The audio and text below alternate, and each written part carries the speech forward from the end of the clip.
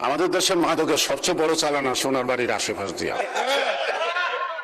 আরেকটা বিষয় আছে মাননীয় স্বরাষ্ট্রমন্ত্রী, আমাদের দেশের মাদকের সবচেয়ে বড় চালানা সোনার বাড়ির আশেপাশ দিয়া। কক্সবাজার টেকনাফ। আগে শুনতাম বধূ, এখন তো বধূ নাই, বধূ তো বধ হয়ে গেছে গা। এখনকার ওইখানকার দায়িত্বটা কে নিছে? বাড়ির আশেপাশের লোক। স্বরাষ্ট্রমন্ত্রী তো চেনার কথা। এতদিন ওই দিক দিয়ে মাদক আসা বন্ধ হতে উচিত ছিল।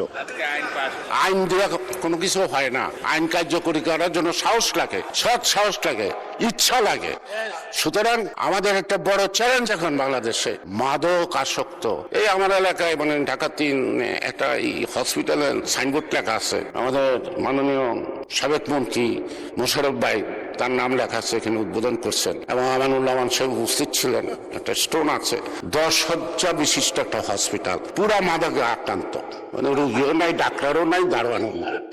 মাঝে মাঝে চিন্তা একটা নির্বাচনী এলাকার মধ্যে 10 শয্যা বিশিষ্ট একটা হসপিটাল আছে।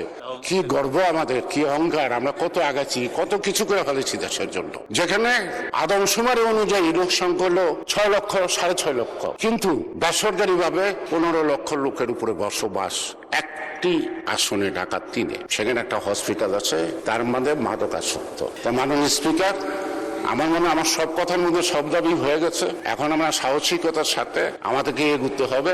দেশ স্বাধীন করতে যখন বিরোধিতার মধ্যে পড়ছিলাম, আপনিও পড়ছিলেন, সকল বিরোধিতাকে কাটিয়ে যখন দেশটা স্বাধীন করতে পারছি, আজকে বহুদিন পরে এই অর্জিত গণতান্ত্রিক সরকার এবং গণতান্ত্রিক এই পার্লামেন্ট আমার মনে হয় সকল বাধা বিপত্তি কে অতিক্রম করে মোকাবেলা করে আমরা আমাদের লক্ষ্যে পৌঁছতে সম্ভব। মাননীয় স্পিকার, আপনাকে ধন্যবাদ। যদি বাকি সময় থাকে এটা অনেকে দেন তারা